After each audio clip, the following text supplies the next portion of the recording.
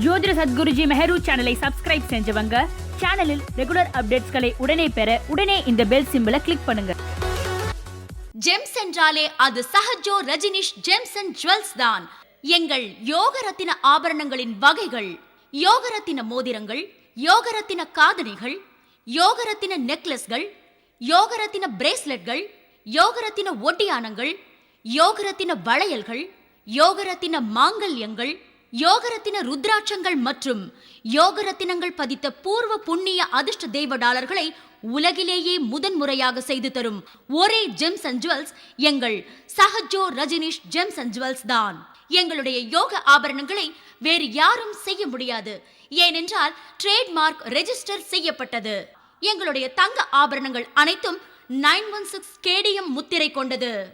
SRGJ Sahajo Rajneesh gems and jewels, number 45/12, Quality Complex, first floor, Arunachalam Road, Saligramam, Chennai 6,93,000, opposite to Prasad Color Lab.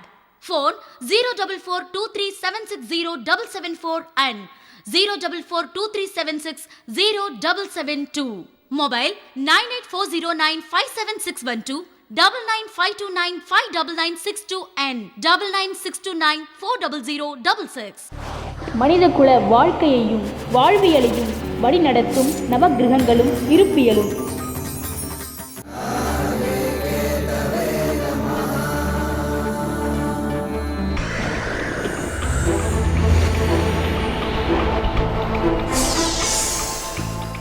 பிரபஞ்ச ரகசியம் உன்னையே நீ அறிவாய் உனது ஜாதகத்தின் வாயிலாக.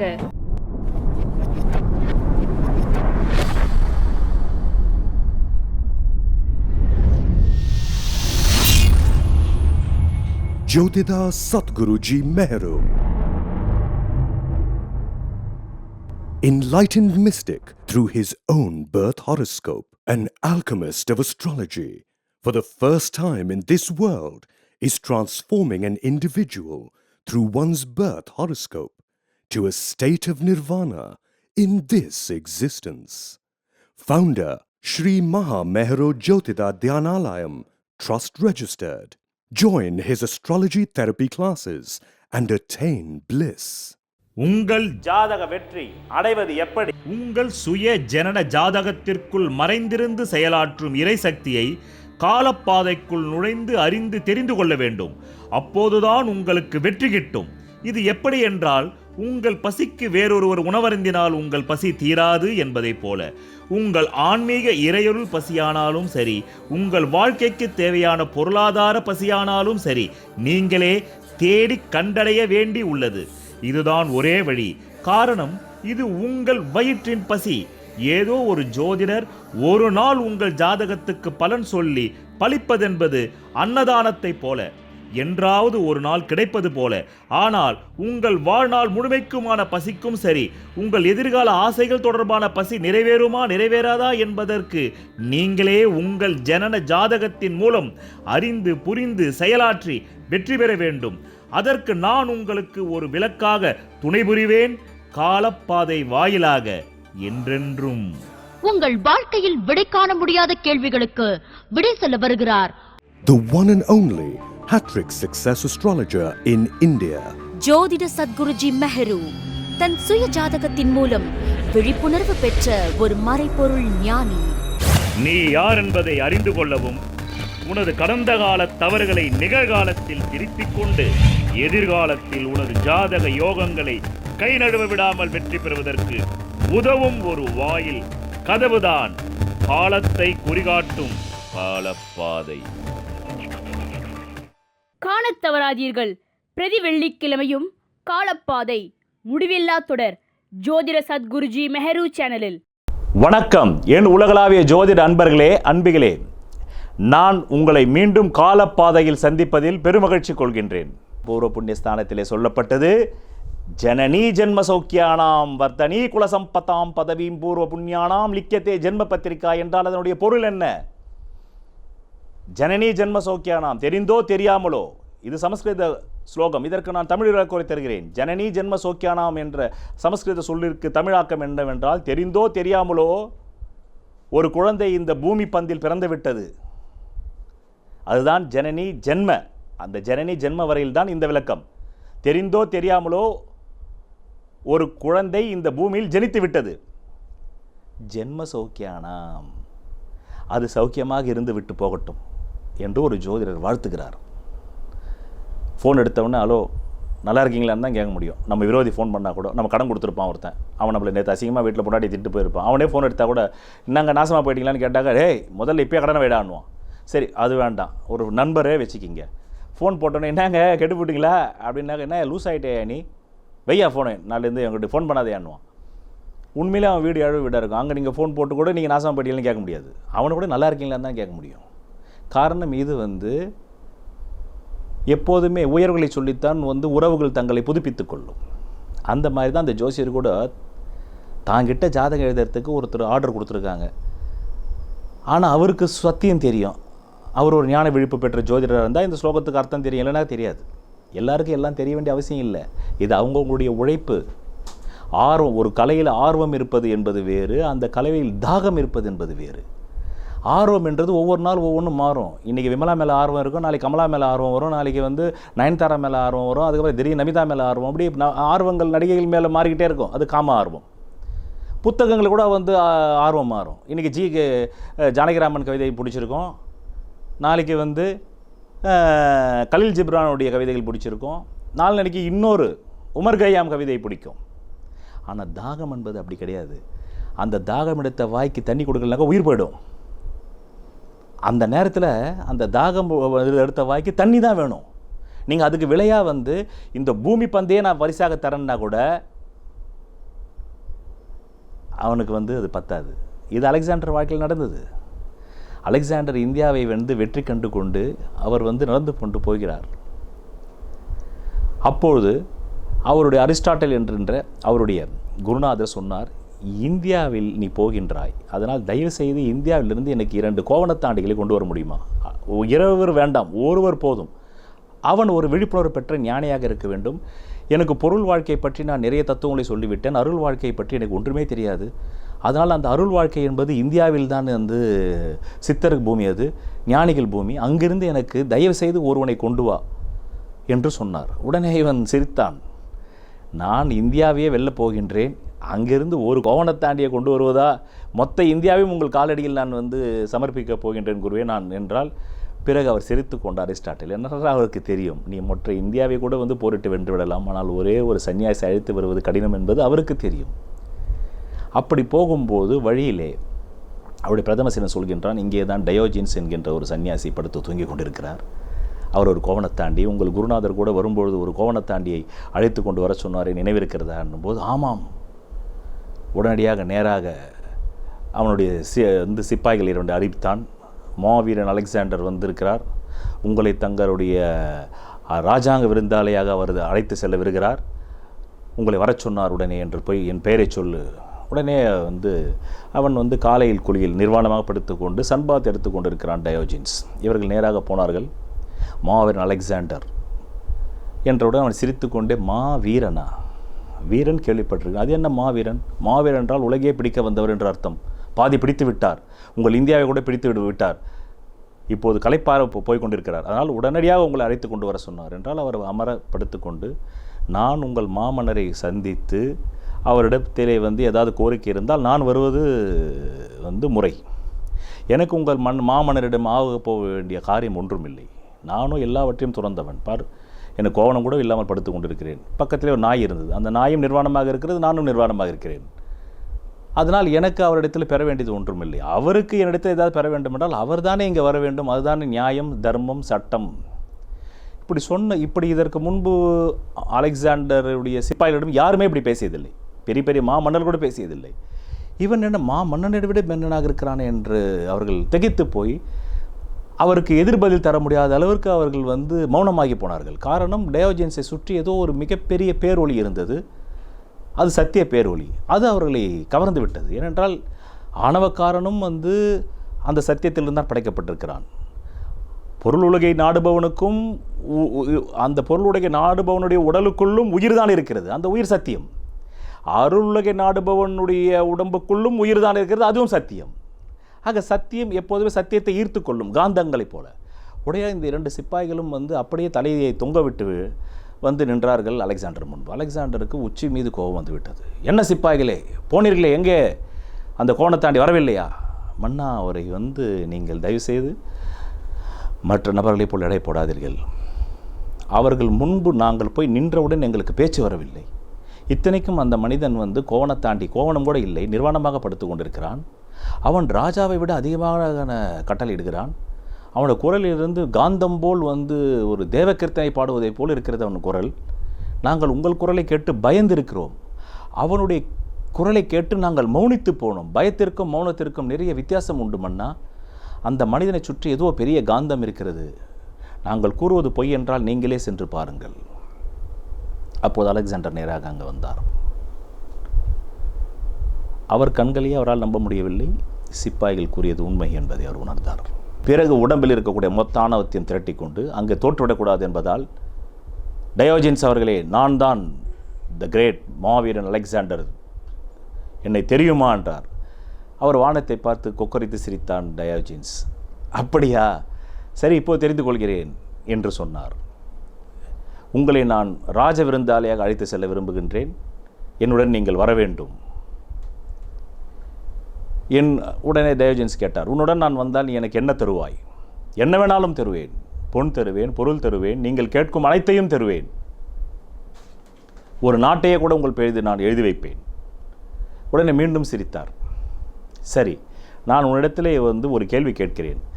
அதற்கு நீ சரியான பதிலை சொல்லிவிட்டால் நான் உன்னுடன் வருகிறேன், இல்லை என்றால் உன்னுடன் நான் வரமாட்டேன். சரி, அது என்ன கேள்வி கேளுங்கள். இப்பொழுது நீ சரியான காட்டில் அல்ல, பாலைவன காட்டில் நீ அகப்பட்டு கொண்டாய். இப்பொழுது நீ எவ்வளவு பிடித்திருக்கிறாய் என்று கேட்டார். நான் பாதி உலகை பிடித்து விட்டேன். சரி, அது பாலைவனம், நன்றாக நினைவை. நட்ட நடு 12 மணி மதிய நேரம், பாலைவனம். அந்த பாலைவனத்தில் அகப்பட்டு கொண்டாய். அப்போது உனக்கு ஒரு சொம்பு தண்ணி, ஒரு குவளை தண்ணீர் தேவை. அது இல்லை என்றால் நீ இறந்து விடுவாய். அப்போது ஒருவன் அந்த வழியாக ஒரு குவளை நீருடன் செல்கின்றான். நீ அவனிடம் தண்ணி கேட்கிறாய், அவன் அதை தரமாட்டேன் என்கின்றான். உடனே நீ அவனிடம் என்னவென்று அந்த தண்ணீரை வாங்குவதற்கு நீ என்ன விலையை தருவாய்? அவன் ஒரு விலையை கேட்கிறான். நீ என்ன விலையை தருவாய்? அந்த ஒரு குவளை நீருக்கு நான் 1000 பொற்காசுகளை தருவேன் என்றான் அலெக்சாண்டர். உடனே டயோஜின்ஸ் சொன்னார், அவன் மறுக்கிறான். 1000 பொற்காசுகளுக்கு நான் தரமாட்டேன், அதை விட அவன் அதிகம் கேட்கிறான், என்ன செய்வாய்? அதிகம் என்றால் எவ்வளவு என்று அலெக்சாண்டர் கேட்கிறான். உடனடியாக டயோஜின்ஸ் சொல்கிறார், அவன் நீ இதுவரையிலும் பிடித்து வைத்த மொத்த தேசத்தையும் எனக்கு தந்தால் தான் இதை தருவேன் என்கிறான். அந்த நீரை நீ பறினால்தான் உயிரோடனேயே இருக்க முடியும். நீ உயிருடன் இருந்தால்தான் இந்த தேசங்களை எல்லாம் கட்டி ஆண்டு அனுபவிக்க முடியும். அப்பொழுது நீ என்ன செய்வாய் என்று டயோஜின்ஸ் கேட்டார். பிறகு அலெக்சாண்டர் யோசித்தான். அவ்வளோ பெரிய தொகையை நான் தர முடியாது. ஏனென்றால் ஒரு 4-5 நாடுகளை வென்றமுடால் தரலாமே தவிர நான் பிடித்த மொத்தத்தையும் தர முடியாது. பிறகு அவன் சென்று விடுவான். பிறனுக்கு உன்னுடைய நிலை என்ன என்று நீயே யூகித்துக்கொள். பிறகு மௌனமாகி போன அலெக்சாண்டர் யோசித்து, பிறகு நான் மறித்தல்லவா போவேன், அப்பொழுது என்ன செய்வாய் என்று டயோஜின்ஸ் கேட்டார். வேறு வழியில்லை, நான் இப்பொழுது மறிக்கக்கூடாது, நான் உயிருடன் இருக்க வேண்டும். அந்த உயிர்தான் எனக்கு முக்கியமே தவிர எனக்கு என்னுடைய பாதி நாடுகள், இந்த உலகத்தில் உள்ள உலகத்தின் பாதி எனக்கு முக்கியம் அல்லவே. அப்படி என்றால் ஒரு பகுத்தறிவாளன் புத்தி உள்ளவன் தன் உயிரை தான் பாதுகாத்து கொள்ள விரும்புவானே தவிர இந்த பாதி உலகத்தை அல்ல. அதனால் நான் கொடுத்து விடுவேன். காரணம், எனக்கு உயிர் தேவை. பிறகு அந்த உயிர் தேவையை நான் உணர்ந்ததால் தான் இங்கே கோணத்தாண்டியாய் படுத்திருக்கிறேன். பிறகு என்னை ஏன் நீ நிர்பந்திக்கிறாய் வா என்று. நான் தாகம் கொண்டு, இறைவனின் மேல் தாகம் கொண்டு தான் என்னை அறிந்து கொண்டு நான் துறவியானேன். இப்போது தெரிகிறதா, நீ பிடித்த இந்த உலகத்தின் பாதியும் வீண். அதைவிட ஒரு பொக்கிஷம் உன் உடம்பிற்குள் இருக்கிறது, அதுதான் உன் உயிர். அது உன் அப்பன், பாட்டன், பூட்டன், ஓட்டன், ஓட்டி என்று 7 தலைமுறைகளை சம்பாதித்த சொத்து அல்ல அலெக்சாண்டரே. நீ வாழ்ந்து கொண்டிருப்பது முதல் தலைமுறை. உன்னுடைய தாய் தந்தையர் என்பது 2ஆம் தலைமுறை. உன்னுடைய பாட்டன் பாட்டி என்பது 3ஆம் தலைமுறை. உன்னுடைய பூட்டன் பூட்டி என்பது 4ஆம் தலைமுறை. உன்னுடைய ஓட்டன் ஓட்டி என்பது 5ஆம் தலைமுறை. உன்னுடைய சேயோல் என்பது 6ஆம் தலைமுறை, உன்னுடைய பறை என்பது 7ஆம் தலைமுறை. ஆக இந்த 7 தலைமுறைகளும் சேர்த்து வைத்த சொத்து தான் இன்றைக்கு உன்னை இந்த உலகத்தின் பாதியை பிடிக்க வைத்திருக்கிறது. ஆனால் ஒரு குவளை நீர் உனக்கு பாலைவனத்தில் அகப்பட்டு கொண்டால் உனக்கு கிடைக்கவில்லை என்றால் அதற்காக இந்த 7 தலைமுறைகளும் வந்து சேர்த்த மொத்த உலக சொத்தின் உலகின் பாதி சொத்தை நான் ஒரு குவளை நீருக்காக தருகிறேன் என்று சொல்கின்றாயே, அப்படி என்றால் நீ பிடித்த இந்த உலகின் பாதி பெரிதா? எந்த விதமான முயற்சி இல்லாமல் உன் உடம்பில் உயிர் ஒட்டி கொண்டிருக்கிறதே அது பெரிதா என்னும்போது அவனால் பேச முடியவில்லை. முதன் முறையாக இந்த இடத்தில்தான் அலெக்சாண்டர் பிறர் சொல்லுக்கு கட்டுப்பட்டு தலை குனிந்ததாக வரலாற்று ஆசிரியர்கள் எழுதுகிறார்கள். வேறு எங்குமே அவன் தலை குனியவில்லை. பிறகு அப்படியே தலை குனிந்து போய் மௌனமாகி போனான். மௌனமாகி அவன் கண்களிலிருந்து 2 சொட்டு நீர் வந்ததாக வரலாற்று ஆசிரியர்கள் சொல்கிறார்கள். அலெக்சாண்டர் அழுதது இங்குதான். பிறகு அப்படியே போனான். அவனை விஷக்காய்ச்சல் தொற்றிக் கொண்டது. பிறகு இறந்தான். இறக்கும்போது 2 ஓட்டைகளை போட சொன்னான். இந்த உலகம் இப்போது தெரிந்து கொள்ளட்டும், நான் டயோஜின்ஸ் என்ற சன்னியாசியை சந்தித்தேன். என் குருநாதர் விஷயம் இல்லாமல் சொல்லவில்லை. இந்தியா ஒரு இறைபூமி. நீ உலகத்தையே பிடித்து விட்டு வரும்பொழுது எனக்கு இந்தியாவிலிருந்து 2 கோவணத்தாண்டிகள் வேண்டும். ஏன் 2 கூட வேண்டாம், ஒரே ஒரு கோவணத்தாண்டி சன்னியாசியை கூட்டிக் கொண்டு வர முடியுமா கிழக்கு மண்ணிலிருந்து என்று கேட்டார். நான் ஆணவத்தோடு சிரித்தேன். நான் இந்தியாவையே கைப்பற்றப் போகின்றேன், அங்கே இருக்கின்ற ஒரு கோவணத்தாண்டி சன்னியாசியை கொண்டு வர முடியாது என்றேன். ஆனால் எனக்கு அகக்கண்களை திறந்து விட்டான் அந்த கோவணத்தாண்டி. இப்போது இந்த உலகம் தெரிந்து கொள்ளட்டும், அலெக்சாண்டர் உலகத்தின் பாதையை பிடித்தான். ஆனால் போகும்பொழுது அவன் எதையுமே கொண்டு போகவில்லை என்பதற்காக என்னுடைய சவப்பெட்டியில் 2 ஓட்டைகளை போட்டு அதன் வழியாக என் 2 கைகளும் தொங்க விடுங்கள் என்றான். ஆக தாகம் என்பது, இறை தாகம் என்பது இதுதான். இது இறை தாகம் என்பதும் இதுதான். எந்த ஒரு கலையில் தாகம் வந்தால் கூட அந்த கலையினுடைய நுட்பங்களின் பதில்களையும் விடைகளையும் அல்லது விடையற்ற விடைகளையும், இல்லை விடையே கண்டுபிடிக்க முடியாத கலையாக இருந்தால் கண்டுபிடிக்க முடியாது என்பதையாவது கண்டுபிடிக்கும் அந்த தாகம்தான் அதை தருமே தவிர ஜோதிட ஆர்வம் தராது. ஜோதிட ஆர்வம் உள்ளவர்கள் சாதாரண ஜோதிட ஆசிரியர்கள் ஆவார்கள். அவர்கள் புத்தகங்களை பார்த்து கொண்டே பேசி கொண்டிருப்பார்கள். தாகம் எடுத்தவனுக்கு அந்த ஜோதிடத்தில் இருக்கக்கூடிய நுட்பங்கள் புரியவில்லை என்றால் அவன் தன் உயிரை பணயம் வைப்பதற்கு தயாராக இருப்பான். எப்படி ஒரு பாலைவனத்தில் நீங்கள் சிக்கிக்கொண்டால் ஒரு குவளை தண்ணீருக்காக நீங்கள் உங்கள் சொத்தையே தருகிறீர்களே, அதே போல் இது உயிரா வாழ்வா சாவா பிரச்சனை. தாகம் என்பது வாழ்வா சாவா பிரச்சனை. ஆர்வம் என்பது வாழ்வா சாவா பிரச்சனை இல்லை. அது செட்டப் செல்லப்பா. இன்று ஒரு ஆர்வம், நாளை ஒரு ஆர்வம், நாளை மறுநாள் ஒரு ஆர்வம். இன்று திரைப்படம் ரிலீஸான ஒரு திரைப்பட நடிகருடைய படத்தை பார்ப்பது ஒரு ஆர்வம், நாளை வேறொரு திரைப்பட நடிகருடைய படத்தை பார்ப்பது வேறொரு ஆர்வம். ஆனால் தாகம் கொண்ட மக்கள் தான் இறைவனை கண்டு கொள்வார்கள். ஆர்வம் கொண்ட மக்கள் எல்லாம் இறைவனை பற்றிய செய்திகளை சேகரிப்பார்கள். நான் கூட எங்காவது விழாக்களுக்கு சென்றாலோ, இல்லை பேருந்தில் பயணம் செய்தாலோ, இல்லை ரயில் வண்டிகளில் பயணம் செய்தாலோ, விமானத்தில் பயணம் செய்தாலோ என்னை கண்டுகொள்வார்கள். நான் எலெக்ஷன் ரிசல்ட்டை ஜெயா டிவியில் சொன்னதால் நீங்கள் தானே சொன்னீர்கள் என்று என்னிடம் பேசுவார்கள். உடனடியாக அந்த விமானம் கிளம்புவதற்கு ஒரு அரை மணி நேரத்துக்கு முன்பு ஒரு கேள்வியை கேட்பார்கள். சார், எனக்கு மேஷராசி எப்படின்னு சொல்லுங்கள். நான் பதில் சொல்வதற்கு முன்பே என் மகள் மகம் சிம்மராசி, அதற்கும் சொல்லுங்கள். அரை மணி நேரம் நான் சொல்லக்கூடிய அந்த பலனை கேட்டுக்கொண்டு அவரால் எதுவுமே செய்ய முடியாது. அது அன்றைக்கு கூட அவருக்கு உணவுக்கு கூட அது காசு தராது. நான் என் மனத்துக்குள் அவருடைய அறியாமை நினைத்து சிரித்துக் கொள்வேன். ஆர்வம் என்பது இதுதான். ஆனால் என் சுய ஜாதகத்தின் மூலம் நான் யார் என்று தெரிந்து கொள்ளும் தாகம் கொண்ட மக்கள் தெரிந்து கொள்வார்கள். தாகம் வந்துவிட்டால் அந்த உங்கள் வாழ்க்கையை பணயம் வைப்பது, உங்கள் சொத்துக்களையே பணயம் வைப்பது, உங்கள் உயிரே பணயம் வைப்பது, அதற்காக நீங்கள் உயிர் தியாகம் கூட செய்ய தயாராக இருப்பீர்கள். அப்படிப்பட்ட மக்களால் கண்டுபிடிக்கப்பட்டது தான் ஜோதிஷமே தவிர ஜோதிட ஆர்வம் கொண்டவர்களால் கண்டுபிடிக்கப்பட்டதல்ல ஜோதிஷம். ஆக இந்த பூர்வ புண்ணிய ஸ்தானத்தில் தான் இந்த 7 தலைமுறைகளும் இருக்கிறது. இந்த 7 தலைமுறைகளும் மன்னராட்சி காலத்திலே அதிகார பகிர்வை அடுத்தடுத்த தலைமுறைக்கு விட்டு சென்றார்கள், பரிசளித்து விட்டு சென்றார்கள். அப்படி பரிசளித்து விட்டு சென்ற பிரிட்டிஷ் ராஜவம்சம்தான் இன்று இந்த உலகையே கட்டி ஆளக்கூடிய அளவிற்கு சொத்துக்கள், ஊகிக்க முடியாத சொத்துக்களை அவர் வைத்துக் கொண்டிருக்கிறார். அந்த பிரிட்டிஷ் ராஜவம்சத்தினுடைய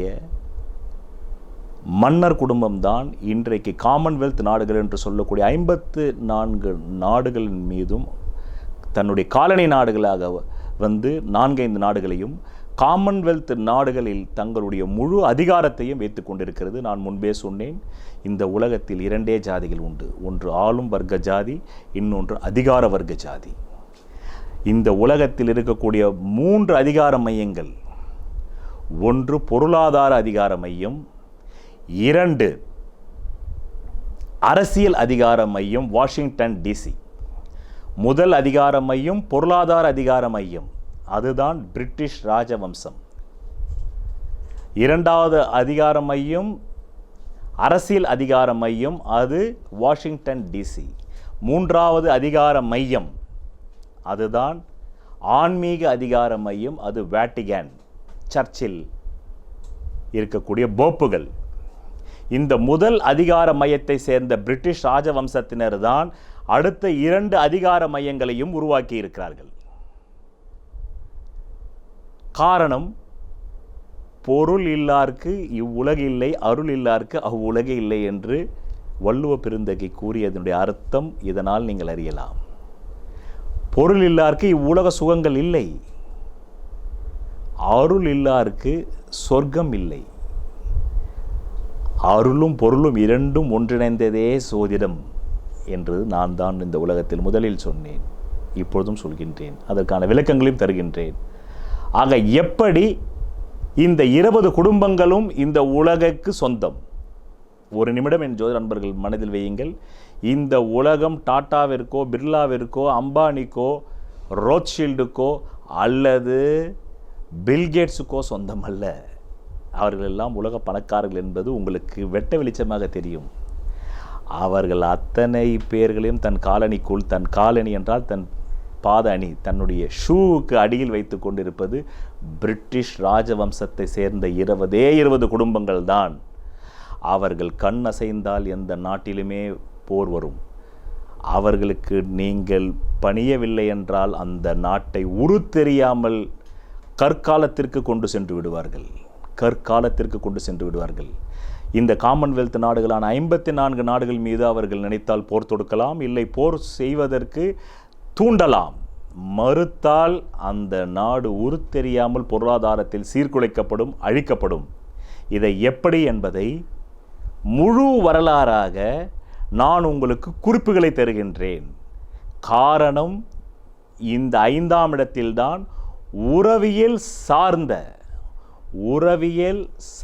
பொருளியல், என் தலைப்பு உறவியல் சார்ந்த பொருளியல் யோகமே பிரதான யோகம். அதுதான் கலியுகத்தில் வேலை செய்து கொண்டிருக்கிறது. இந்த கலியுகம் தோன்றி 5000 ஆண்டுகள் ஆகிறது. இந்த 5000 ஆண்டுகளிலே கடந்த 200 ஆண்டுகளாக பிரிட்டிஷ் ராஜவம்சத்தினர் இந்த உலகை எப்படி ஒரு குடையின் கீழ் ஆட்சி செய்தார்கள், கடந்த காலத்திலே ஆட்சி செய்து கொண்டிருக்கிறார்கள், நிகழ்காலத்திலே ஆட்சி செய்ய போகிறார்கள், எதிர்காலத்திலே என்பதை பற்றி விலாவரியாக நான் உங்களுக்கு கிட்டத்தட்ட ஒரு 33 குறிப்புகளை தர விரும்புகின்றேன். எத்தனை குறிப்புகள்? 33 குறிப்புகளை தர விரும்புகின்றேன். இதை தந்துவிட்ட பிறகு இந்த 5ஆம் பாவத்திலே இருக்கக்கூடிய 25 யோகங்களை பற்றி நான் குறிப்பிட விரும்புகின்றேன். முதலில் இந்த 5ஆம் பாவத்தில் இருக்கக்கூடிய 25 யோகங்கள் என்ன என்பதை பற்றி ஒன்றன் பின் ஒன்றாக கூறிவிடுகின்றேன். அப்படி நான் கூறிவிட்ட பிறகு இந்த 25 யோகங்களுமே ஒரே ஒரு குடும்பமான பிரிட்டிஷ் ராஜவம்சத்திற்கு மட்டும்தான் இந்த கலியுகத்தில் வேலை செய்து கொண்டிருக்கிறது என்பதற்காக அந்த 33 புள்ளி விவரங்களை தர விரும்புகின்றேன். அப்பொழுதுதான் நீங்கள் ஜோதிடத்தை அனுபவ ரீதியாக புரிந்து கொள்ள முடியும். இதை நான் இந்த விளக்கம் தருவதற்கு காரணம், நீங்கள் ஜோதிடத்தை அனுபவ ரீதியாக புரிந்து கொள்ள வேண்டும் என்பதற்காகத்தான். இது ஏட்டு சுரக்காய் அல்ல, கூட்டுக்கு உதவாமல் போவதற்கு. இது அனுபவ சுரக்காய், கூட்டுக்கு உதவக்கூடியது. கட்டி கொடுத்த சோறும் சொல்லிக் கொடுத்த புத்தியும் கடைசி வரை வராது என்பார்கள் கிராமிய பழமொழி. ஒரு மனிதன் ஜோதிட சாஸ்திரத்திலே தன்னுடைய சுய ஜாதகத்தின் மூலம் விழிப்புணர்வு பெற்றால் மாத்திரமே இப்படிப்பட்ட பேருண்மைகள் எல்லாம் ஜோதிடத்தில் இருக்கிறது என்பது அவனுக்கே தெரிய வரும். அதை விடுத்து 27 நட்சத்திரங்கள், 9 கிரகங்கள், 12 ராசிகள், 108 பாதங்கள், 360 டிகிரிகள், அனஃபா யோகம், சுனஃபா யோகம் போன்ற ஒரு 25 யோகங்களை தெரிந்து கொண்டு 2000 யோகங்களை தெரிந்து கொண்டால் அவன் ஒரு ஜோதிட ஆசிரியன். அவனுக்கும் ரோபோவிற்கும் பெரிய வித்தியாசம் இல்லை. இவனை விட 2000 யோகங்களை செய்யுளோடு ரோபோ சொல்லும். இவனால் செய்யுளோடு சொல்ல முடியாது, ரோபோ சொல்லும். இயந்திரக்கலை என்று ஒன்று உண்டு, அந்த இயந்திரக்கலையும் இந்த 5ஆம் இடத்திலே உண்டு. குபேர செல்வம் என்று ஒன்று உண்டு, அந்த குபேர செல்வம் இந்த 5ஆம் இடத்திலே உண்டு. தான் விரும்பிய வழிகளில் செயலாற்றுதல் என்ற ஒன்று உண்டு, அது இந்த 5ஆம் இடத்திலே உண்டு. இப்படி 25 விஷயங்களை முதலில் பட்டியலிட்டு காட்டிவிட்டு பிறகு இந்த உலகம், இன்றைய 21ஆம் நூற்றாண்டு உலகம் பிரிட்டிஷ் ராஜவம்சத்தை சேர்ந்த 20 குடும்பங்களுக்கு சொந்தம் என்பதை பற்றி 33 புள்ளி விவரங்களை தருகின்றேன். ஒரு மனிதன் அவன் ஜாதகத்தை அறிந்து கொண்டால் தான் அவன் வாழ்க்கையில் வெற்றி நிச்சயம். சொல்வதெல்லாம் பலிக்கும் அபூர்வ வாக்கு சக்தி பெற்றவர் மெஹ்ரு அவர்கள். உங்கள் வாழ்க்கையில் பணம், புகழ், பதவி, திருமணம், குழந்தை பேறு, உயர்கல்வி, வெளிநாட்டு யோகம், கலைத்துறையில் வெற்றி, அரசியலில் வெற்றி போன்ற இன்னும் எண்ணற்ற உங்கள் வாழ்வின் கேள்விகளுக்கு ஒரு மனிதன் அவன் ஜாதகத்தை எப்படி அறிந்து கொள்வது? கான்டாக்ட் ஜோதிட Sadguruji Mehru. Address Quality Complex, first floor, new number 45, wall number 12, Arunachalam Road, Saligramam, Chennai 93. Phone 0442376072. Contact 9952959962, 98409 57612. Website www.srimeheru.org.